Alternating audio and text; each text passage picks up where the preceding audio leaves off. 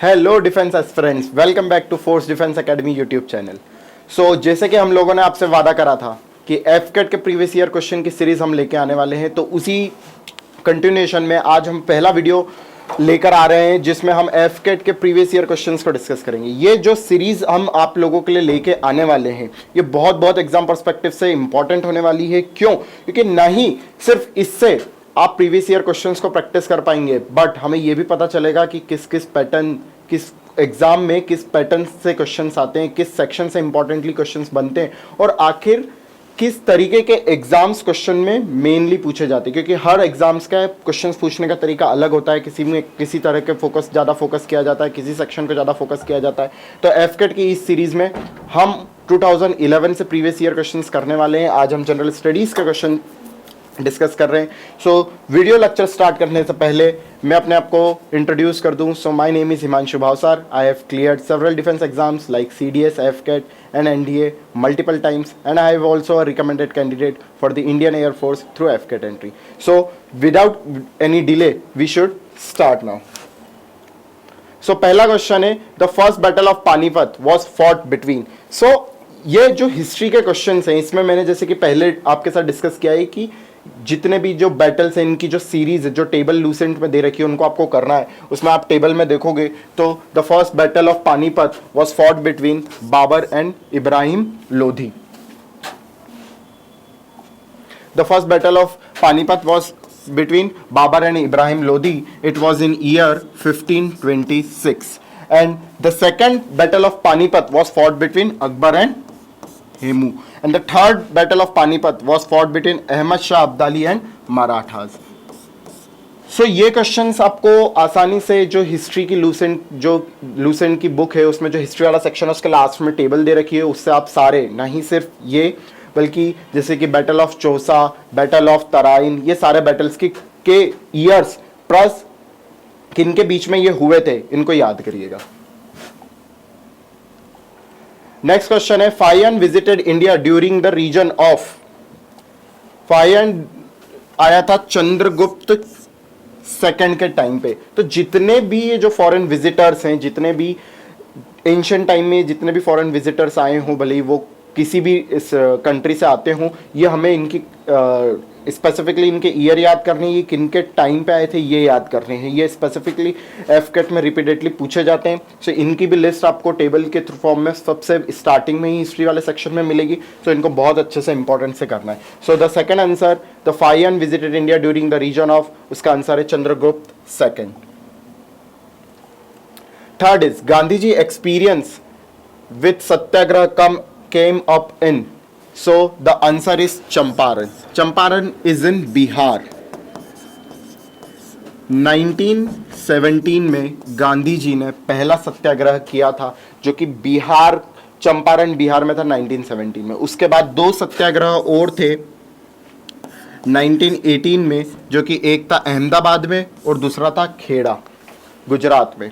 सो इस तरीके के क्वेश्चंस जो हिस्ट्री में आएंगे वो आते हैं हिस्ट्री में, मॉडर्न हिस्ट्री में क्रोनोलॉजी, ये इवेंट कब हुआ था, गांधी जी के satyagraha is very very important, Congress के session is very very important, किसने उसको प्रिसाइड किया था वो बहुत ज़्यादा इंपॉर्टेंट है, जितने भी उस टाइम के वॉइस रॉय हैं उनके टाइम में क्या क्या हुआ, ये सारे क्वेश्चंस मॉडर्न हिस्ट्री के परस्पेक्टिव से बहुत इंपॉर्टेंट है। तो क्वेश्चन नंबर 3 का आंसर है Champaran Bihar. During whose tenure as the Viceroy of India were the great Maratha martyrs Bhagat Singh, Sukhdev and Rajguru hanged? So ये हम सब ने इसका मेनली सब लोगों को पता होगा कि भगत सिंह, सुखदेव और राजगुरु को फांसी पर चढ़ाया गया था, लेकिन किसके वॉइसरॉय के इंटरवल में ये हुआ है तो ये लॉर्ड इरविन के टाइम पे हुआ था, जो कि 1931 की बात है। सो इस लॉर्ड इरविन के वक्त पे भगत सिंह, सुखदेव और राजगुरु को फांसी पे चढ़ाया गया था। सो जो वाइसरॉय जितने भी अभी तक हुए ब्रिटिश के टाइम पे, उन सभी के टाइम पे क्या क्या इंपॉर्टेंटली हुआ, जो मेन इवेंट है वो तो याद करनी ही करने हैं। ये रिपीटेडली इस टाइप के एग्जाम्स में पूछे जाते हैं। सो नेक्स्ट क्वेश्चन की तरफ बढ़ेंगे हम। The highest Indian gallantry award which could be given in the peace time. यहां पे स्पेसिफिकली पूछा गया है the peace time, peace time. So Paramvir Chakra दिया जाता है वॉर टाइम में। जब देश में युद्ध चल रहा होगा, ऐसी सिचुएशन में जब किसी एनिमी ने हमारे ऊपर अटैक किया होगा, इन सच कंडीशन परमवीर चक्र। सो जो गैलेंट्री अवार्ड जो वॉर टाइम में दिए जाते हैं वो है महावीर चक्र, वीर चक्र एंड परमवीर चक्र। उसके अलावा पीस टाइम में highest gallantry award is Ashoka Chakra. So answer is Ashoka चक्र। पीस टाइम में अशोक चक्र दिया जाता है, कीर्ति चक्र is one of them, and परम विशिष्ट सेना medal in is x when you perform beyond the duty at that point of time you are awarded with the param vishisht seva medal. So next question in this series is the most successful satellite launch vehicle of India space program to launch commercial satellite is known as PSLV, polar satellite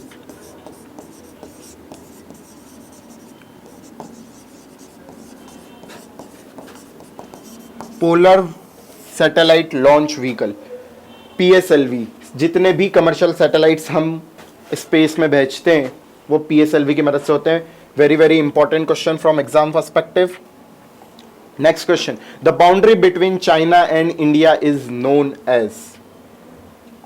so the boundary between India and China, from this picture you can see that this is China and this is Arunachal Pradesh, and the line between them is McMahon line. So the correct answer is McMahon line. Radcliffe line is between India and Pakistan.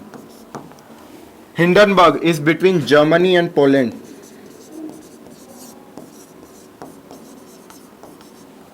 And line of control LOC is between India and Pakistan. सो ये जो international boundary है, जैसे कि 49th parallel, 38th parallel, Hindenburg, जितनी भी international जो boundaries हैं इनको, इनकी भी लास्ट में लूसेंट का मिसलेनियस वाला सेक्शन है, उसमें जाओ और उसमें से लर्न करो। ये सारे के सारे मैंने पहले भी अपने लेक्चर्स में बोला हुआ है कि जितनी भी टेबल्स लूसेंट में दी हुई है वो बहुत इंपॉर्टेंट है। जितने भी क्वेश्चन आज हम डिस्कस करने वाले हैं वो किसी ना किसी टेबल के पॉइंट पे, टेबल में किसी पॉइंट में दिए हुए हैं, तो इनको जाके रट लो। एज इट इज के as it is questions exam में मिलने वाले। और इस पीवाईक्यू सेक्शन से हम सिर्फ आंसर ही नहीं देख रहे हैं, हम उनके साथ में जो उनके ऑप्शन है उनको भी एक्सप्लोर कर रहे हैं। तो इससे बहुत डीप तुम्हारी प्रैक्टिस होगी और इससे पता चलेगा कि आखिर किस सेक्शन से किस तरीके से क्वेश्चन आ रहे हैं। नेक्स्ट क्वेश्चन की तरफ बढ़ेंगे। Question number 8, equinox means 2 days in year when day and night are almost equal. If March 21 is an equinox, which is the next? So next is 23rd September. Equinox is a situation when sun is exactly over the equator. Exactly over the equator. So at that point of time the dates are March 21 and September 23. मैंने उस दिन मेरे lecture में बोला था कि geography से जो क्वेश्चन पूछे जाएंगे उसमें latitude longitude is very very important. ये लैटिट्यूड लॉन्गिट्यूड से जुड़ा हुआ टॉपिक है, वो वाला टॉपिक समझो, उसके सारे कंसेप्ट अगर समझ लिए तो मेनली एक आध क्वेश्चन लैटिट्यूड लॉन्गिट्यूड से आएगा ही आएगा। सो यहां से ये वाला क्वेश्चन प्रिपेयर करो। UNHCR, an organization of United Nations, was established to promote, इसमें ऑप्शन सही 2 है नहीं, इसमें थर्ड ऑप्शन वुड बी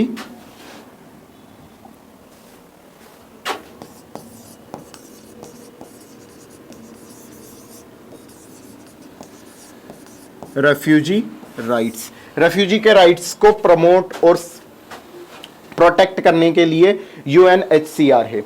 मैंने याद हो तो मैंने अपने जो जिस टाइम पे हमने स्ट्रेटेजी डिस्कस की थी उस टाइम पे मैंने बताया था कि UN is very very important. UN के जितनी भी ऑर्गेनाइजेशंस बनी हुई है, जो उसकी सब पार्ट्स हैं, ये सारे के सारे इनके हेडक्वार्टर्स किधर है, ईयर ऑफ एस्टेब्लिशमेंट, और ये किसके लिए है, इनके हेडक्वार्टर्स किधर हैं, ये सारे के सारे याद करने। इससे एक क्वेश्चन फिक्स्ड है। हर ईयर हम आगे पढ़ने वाले हैं, हर साल देखेंगे कि हम UN की कोई ना कोई सी ऑर्गेनाइजेशन पूछी गई है, या तो उसका ईयर ऑफ एस्टेब्लिशमेंट पूछा गया है, उसका हेडक्वार्टर किधर है, या वो किस चीज के लिए बनाई गई है। तो इस टाइप के क्वेश्चंस को प्रमोट करना है। इसके लिए UN वाले, जब लूसेंट का जो मिसलेनियस सेक्शन है उसमें UN वाले सेक्शन में जाके आपको पूरी लिस्ट मिलेगी, उसको करना है। So next question, the famous classical dance from the Andhra Pradesh is जितने भी क्लासिकल डांस है, वो जो लिस्ट दी थी मैंने जीएस के प्रिपरेशन के स्ट्रेटेजी के लिए जो हमने वीडियो बनाई थी, उसमें मैंने एक पूरी लिस्ट दी थी टॉपिक्स प्रिपेयर करने की। उसमें एक डांस फॉर्म ऑफ स्टेट्स एक टॉपिक था। ये dance form of state miscellaneous solution के मिसलेनियस वाले सेक्शन में फिर एक टेबल के फॉर्म में सारे दे रखे हैं। उसमें से मेनली सारे नहीं कर पाओ तो एटलीस्ट इंपॉर्टेंट स्टेट्स के जो तुम्हारे सुने हुए हैं, ठीक है, और 2-3 एक्स्ट्रा करके कम से कम थोड़े बहुत तो करके जाओ, तो you will get an idea. और एग्जाम को अटेम्प्ट करने में हम एलिमिनेशन मेथड भी लगाते हैं। बहुत सी बार हमें इस करेक्ट आंसर नहीं पता होता, हम एलिमिनेशन मेथड लगाते हैं, तो तुम इतना प्रिपेयर करके जाओगे so you will able to guess the answer, correct answer. So the famous classical dance of Andhra Pradesh is Kuchipudi. Okay, so Kathakali is from Kerala, Kuchipudi is from Andhra Pradesh. Mohiniyattam is also from the Andhra Pradesh. Options are wrong in this particular questions. So Mohiniyattam is also from the Andhra Pradesh, and Yakshangana is from Karnataka. Karnataka. Okay, so all the classical dance must be, you have to thoroughly memorize because questions are repeatedly asked from this particular section. So moving towards the next question. The term carbon credit is associated with, the carbon credit is associated with reduction of greenhouse gases emission. So greenhouse gases emissions में जितनी, अब यहाँ से ये question बनाए तो greenhouse gases क्या होती हैं ये भी पर्टिकुलर, ये तुम्हारा पढ़ने का अप्रोच होना चाहिए कि बीच बीच में जो भी सब पॉइंट्स आते जाते हैं, ठीक है। अगर मान लो हमने जैसे कि अभी इसके पहले इंटरनेशनल बाउंड्री वाला वो करा, तो किस ईयर में वो इंटरनेशनल बाउंड्री बनी थी उसका अगर ईयर याद कर लेंगे, जैसे कि ये वाला पर्टिकुलर क्वेश्चन है ग्रीन हाउस गैसेस, तो जो भी ग्रीन हाउस गैसेस होती है इन सबकी सबको याद कर लो, ठीक है। तो तुम्हारा इस तरीके से एक डाइवर्सिफाइड जो गैप है वो तुम फिल कर पाओगे, ठीक है। सो नेक्स्ट इसका क्वेश्चन नंबर 11 का करेक्ट आंसर है reduction of green house gases emission. Moving towards the next question, question number 12, the winner of the highest number of gold medal in an Olympic game is, this question is very important and right now we are discussing previous year question. In the upcoming videos you will see that this question is multiple times repeated because Olympic, मैंने पहले भी अपने lecture में बोला है, Olympic games is very important from FCAT exams point of view। और इसमें ये जो इसका करेक्ट आंसर है माइकल फिलिप, इन्हीं से 4-5 बार एफकेट के एग्जाम में रिपीटेडली क्वेश्चन पूछा गया है अलग अलग फॉर्म में। माइकल फिलिप यूएसए से बिलोंग करते हैं, एक बार ये क्वेश्चन है। इनका निक नेम क्या है, इनको निक नेम से गोल्डन शार्क बोला जाता है, ये भी एक बार पूछा गया है। और एफकेट के एग्जाम में एक बार ये भी पूछा गया है कि इन्होंने टोटल कितने मेडल्स जीते हैं। So total 28 medal, highest medal in Olympic games is from Michael Phillips. He is also from his game, which game he played. So it is swimming.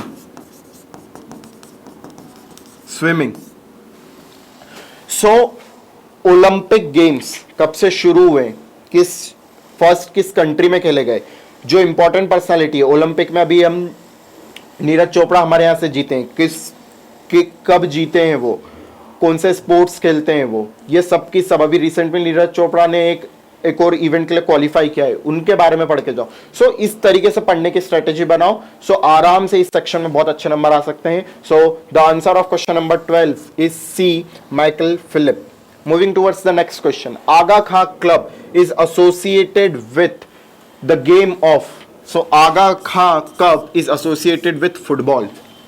अब जो स्पोर्ट्स वाला सेक्शन है उसमें से हमको ओलंपिक करना है, कॉमनवेल्थ गेम्स करना है, स्पोर्ट्स की टर्म्स आगे आएंगी, कौन सी टर्म्स कौन से स्पोर्ट्स से जुड़ी हुई है, तो ये स्पोर्ट्स की टर्म। उसके बाद कप्स, जितने भी स्पोर्ट्स से रिलेटेड कप है, तो स्पोर्ट्स वाले सेक्शन में लूसेंट किस में हम पीछे जाएंगे, सारा की सारा सब कुछ दे रखा है, किस गेम में कितने प्लेयर खेलते हैं, स्टेडियम को किस नाम से जाना जाता है, अलग अलग जो होते हैं, जैसे कि साइकिलिंग के लिए वेलोड्रम होता है। सो अलग अलग ये सारे क्वेश्चन है, कौन से स्पोर्ट्स, कौन सी कंट्री का नेशनल स्पोर्ट्स है, ये सारे क्वेश्चन। सो स्पोर्ट्स का सेक्शन पूरा की पूरा वो करना है। So this question is also very important, cups. Okay, so the correct answer of question number 13 is A. Aga Khan Club is associated with football. Moving towards the next question. Only 2 cricket players have taken 10 wickets in an inning. One is Anil Kumble and other is. So जो particularly एफकेट के paper में cricket से बहुत प्यार है, क्योंकि अगर आप अभी हम प्रीवियस ईयर क्वेश्चन देखेंगे तो क्रिकेट में फर्स्ट कैच किसने लिया है, 100 सेंचुरी किसने मारी है, 2 स्टंप्स है तो उनके बीच का डिस्टेंस कितना है, क्रीज का डिस्टेंस कितना। सो स्पोर्ट्स से एक आध, क्रिकेट से स्पेसिफिकली, क्रिकेट से एक ऐसा जो कि जी के रिलेटेड क्वेश्चन होता है वो जरूर देखने को मिलेगा। तो इस पर्टिकुलर आंसर में अनिल कुंबले जिन्होंने एक ही इनिंग में 10 विकेट्स लिए थे, और दूसरे हैं टिम लेकर। So the correct answer of question number 14 is C, Tim Lecker. Moving towards the next question. Awards again, Bharat Ratna award, whether it is Bharat Ratna award or any other Padma Shri, Padma Vibhushan, Gyanpith award. तो इन लोगों अभी recent में किसको दिए? First, अभी जो first किसको दिया, अगर इसमें विमेन है तो फर्स्ट विमेन भी करना है, फर्स्ट मैन भी करना है, और ओवरऑल फर्स्ट में किसको दिया गया है वो भी देखना है। सो बोरलॉग अवार्ड, सो ये जो पर्सनालिटी है नॉर्मन बोरलॉग, ये है ग्रीन रिवॉल्यूशन से रिलेटेड। सो ग्रीन रिवॉल्यूशन की अगर बात आई है तो अभी हम यहाँ पे ग्रीन रिवॉल्यूशन का ईयर देख लो, ग्रीन रिवॉल्यूशन को क्यों लाया गया था इंडिया में वो देख लो, उससे बेनिफिट क्या हुए थे, कौन कौन से पर्टिकुलरली स्टेट उससे बेनिफिट हुए थे। ये इस तरीके से पढ़ने का अगर अप्रोच लगाया सो बहुत आराम से एक डाइवर्सिफाइड नॉलेज का एक पूल बना पाओगे जिससे आराम से क्वेश्चन बन जाते। सो ये किससे, ग्रीन हाउस, ग्रीन रिवॉल्यूशन किससे रिलेटेड है? एग्रीकल्चर से। सो नॉर्मन बोरलॉग अवार्ड, और अवार्ड्स भी पर्टिकुलरली ऐसे बहुत सारे अवार्ड होते हैं, ठीक है, तो उसकी भी एक लिस्ट लूसेंट के मिसलेनियस वाले सेक्शन में मिलेगी। सो जाओ देखो, लर्न करो। So the correct answer of question number 15 is D, agriculture. Moving towards the next question, Usain Bolt, we all know this person. The 100-meter race world record holder is from which country? So the correct answer of this question is not, this is wrongly spelled, this is Jamaica. So Usain Bolt is from Jamaica. Okay, so अभी हमने देखा sports से कितने सारे question बन रहे हैं, ठीक है, तो इस तरीके से पढ़ना का अप्रोच बनाना है, स्पोर्ट्स पे बहुत स्पेसिफिकली फोकस करना है। Moving towards the next question, the name of indigenously build combat aircraft is, so light combat aircraft LCA is Tejas, which is developed by Hindustan aeronautical limited. So LCA Tejas is build by Hindustan aeronautical limited. इस बार के जो syllabus में change हुआ है उसने specifically इसमें add किया हुआ है कि डिफेंस से रिलेटेड क्वेश्चन आएंगे, सारे के सारे प्रोक्योरमेंट्स जो अभी अभी नए हुए हैं, हमने S-400 लिया है, रशिया से लिया है, कब उसकी डील हुई थी, उसके क्या यूजेस हैं, ये मिसाइल स्पेसिफिकली, रैंक सारी डिफेंस में पढ़ के जानी है, कमांड सारी डिफेंस की पढ़ के जानी है, इनके इंस्टीट्यूशंस जो हैं जहाँ पे ट्रेनिंग होती है वो पढ़ के जानी है। सो लूसेंट के मिसलेनियस वाले सेक्शन में सारा डिफेंस वाला जो पोर्शन है उसमें ये सब मिल जाएगा। इसके बाद भी हम देख लेते हैं चक्रा, इट इज सबमरीन, ठीक है, so first nuclear submarine,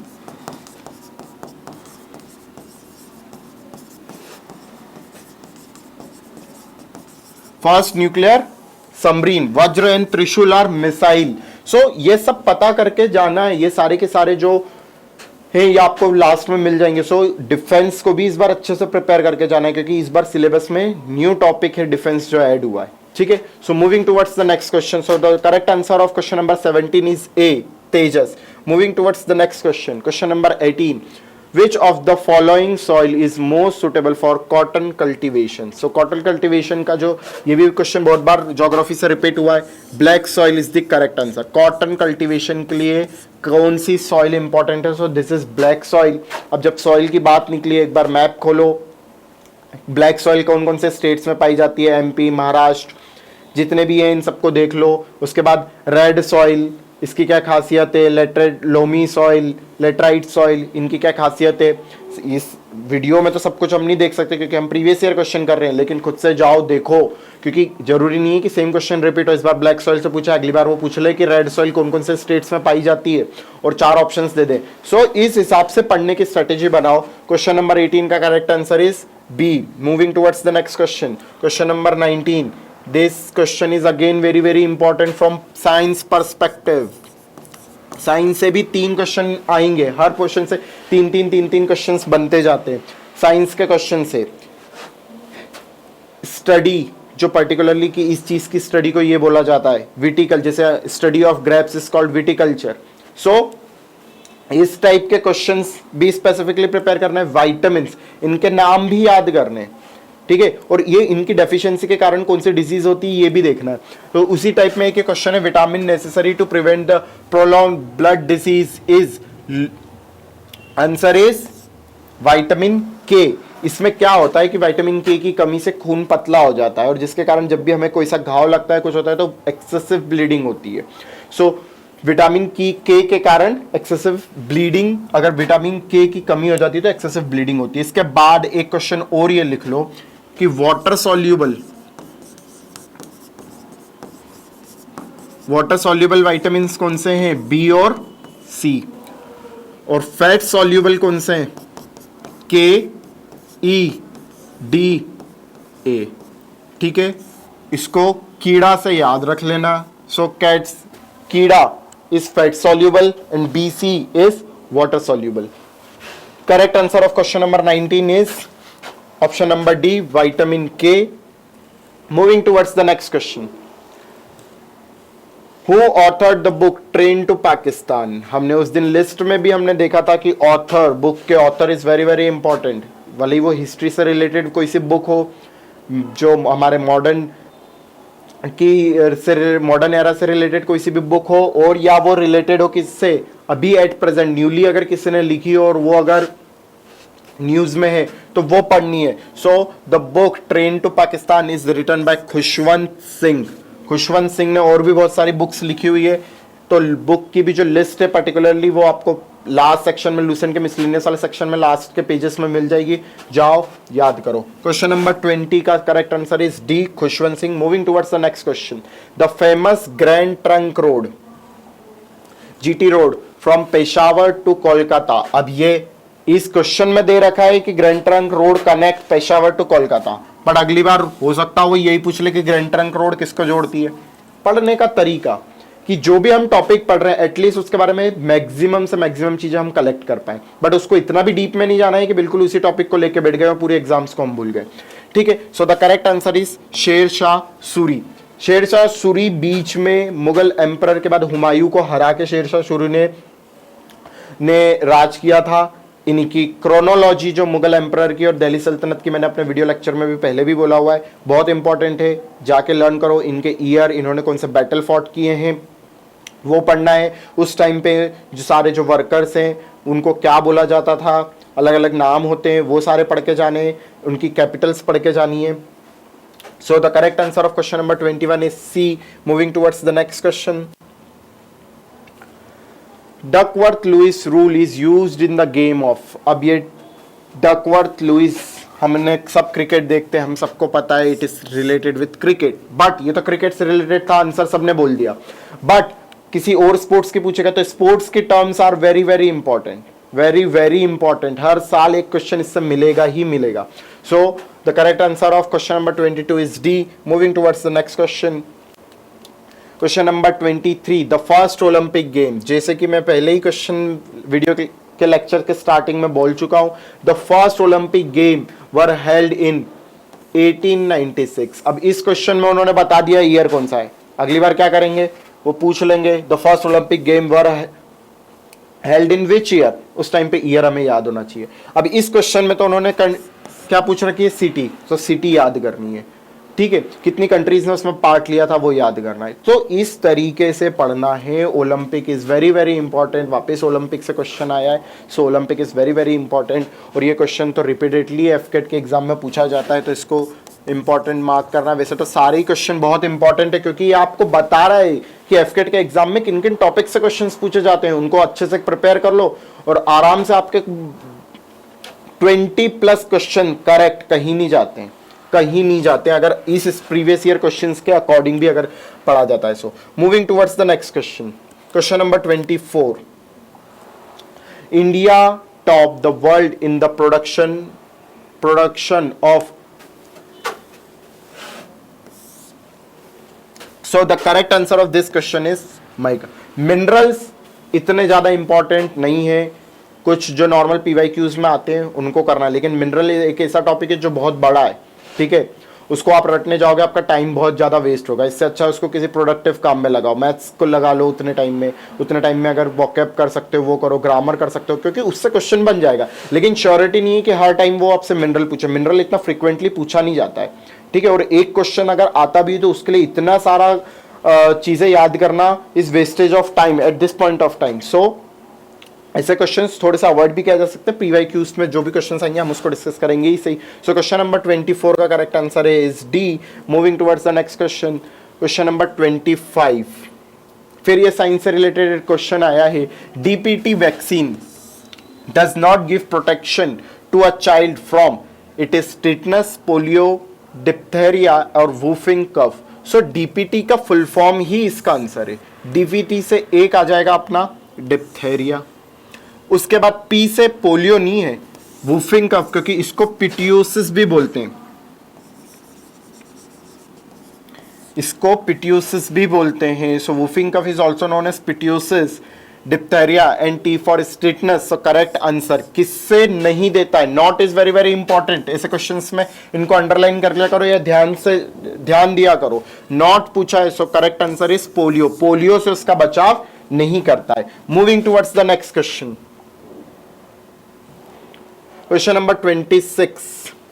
who was the first Indian women to climb Mount Everest. इस टाइप के क्वेश्चंस किस टॉपिक से हैं, ये इस टाइप के क्वेश्चन उस टॉपिक से हैं। फर्स्ट एंड लास्ट, इंडिया में फर्स्ट वुमेन जिसने, जो कि राष्ट्रपति बनी, अभी रिसेंटली मुर्मू जी नए राष्ट्रपति बने, उनसे पहले प्रतिभा देवी सिंह पाटिल जी थी, तो उनको तो ये याद करना है। तो first and last is very very important, उसी में से ये क्वेश्चन पूछा गया है। So the correct answer of this question is Bachendri Pal. Miscellaneous, Lucent का मिसलेनियस सेक्शन उठाओ, सबसे पहले ही टॉपिक ये है। सो इंडिया के फर्स्ट एंड लास्ट, वुमेन और मैन दोनों करने, लार्जेस्ट एंड स्मॉलेस्ट इंडिया के, इसके ठीक बाद वाले पेज के ठीक बाद में दे रखे, उनको भी ध्यान से करना। Very very important question from exam point of view. Moving towards the next question, question number 27। The two great revolutionaries who throw a bomb in the legislative assembly were। ये क्वेश्चन शायद मोस्ट ऑफ द स्टूडेंट्स इसको easily attempt कर पाए। So the correct answer of this question is Bhagat Singh and Batukeshwar Dutt. अब ये question तो आ गया, लेकिन इसका ईयर भी याद करके जाओ, ये किस टाइम पे हुआ था, ठीक है। सो इस तरीके से एग्जाम में अप्रोच करना है। सो भगत सिंह एंड बटुकेश्वर दत्त किस ईयर में इन्होंने फेंका था, ये ईयर पढ़ के जाना है। So year is 1929। इस ईयर में भगत सिंह एंड बटुकेश्वर दत्त ने बॉम्ब फेंका था, ठीक है। So the correct answer of question 27 is A, Bhagat Singh and Batukeshwar Dutt. Moving towards the next question, the preamble of the constitution of India was prepared by B.R. Ambedkar. So the correct answer of this particular question is option number B, that is B.R. Ambedkar. Moving towards the next question, Ashok pillar whose lion carving was adopted by the government of India as a national emblem is situated at Sarnath is the correct answer. Sarnath के अशोक स्तंभ से हमने हमारा national emblem लिया है। अभी recently जो हमारी नई पार्लियामेंट बन रही है वहाँ पे भी नेशनल एम्बलम बना है। सो करंट में जो टॉपिक होते हैं उनका ऐसे टॉपिक्स को प्रिपेयर करना है, तो वो एम्बलम कहाँ से लिया गया है। So the correct answer of this particular question is Sarnath. Moving towards the next question, and this is the last question of this series of today, that is Dronacharya award is given for outstanding contribution in the field of, again award से related एक question है। Dronacharya award किस field में दिया जाता है, तो द्रोणाचार्य थे गुरु द्रोणाचार्य, तो ये किसी गुरु को ही दिया जाएगा। सो गुरु हमारे स्पोर्ट्स के गुरु को दिया जाता है गुरु द्रोणाचार्य अवार्ड। सो अर्जुन अवार्ड हुए, राजीव गांधी खेल रत्न अवार्ड हुए, तो सबसे पहले किसको मिला था, अभी रिसेंट में किन किन को मिला है, ये सब पढ़ के जाना है। So awards is again very very important topic. So आज के हम इस पूरे के पूरे जो क्वेश्चन सीरीज में देखा है हमने, इसमें का 2011 के प्रीवियस ईयर क्वेश्चंस डिस्कस करें। आने वाली सीरीज में हम और क्वेश्चंस लेके आने वाले हैं, इससे बहुत अच्छे से आपकी प्रैक्टिस होगी। इन क्वेश्चंस को भी याद करके अच्छे से प्रिपेयर करके जाना है, क्योंकि एफकेट के एग्जाम में multiple times previous year questions repeat होते हैं। हमें इससे एरियाज पता चल रहे हैं जहां से हमें हमारे टॉपिक प्रिपेयर करने हैं। सब कुछ नहीं पढ़ना है, जो पढ़ेंगे उसको ऐसा पढ़ेंगे कि वो एग्जाम पर्सपेक्टिव के हिसाब से बहुत ज़्यादा इंपॉर्टेंट होगा। तो हमें पता चल रहा है कि किन टॉपिक से पढ़ना है, और उसके बाद कि एग्जाम में आखिर क्वेश्चन पूछे किस तरह से जाते हैं। All this questions are one liner, factual, ठीक है। सो इस तरीके के क्वेश्चन हमसे प्रिपेयर करना। और अब मैं सोर्स, बार बार मैं सोर्स बोल रहा हूँ, लूसेंट बुक की जितनी टेबल है और मिसलेनियस जो उसका पीछे का जो सेक्शन है, उसमें मिसलेनियस वाला सेक्शन और स्पोर्ट्स वाला सेक्शन सब अच्छे से करना है। You will be able to easily score 20 to 22 marks in FCAT exam in this particular section of general studies. So thank you. From here we'll end this video. Thank you very much.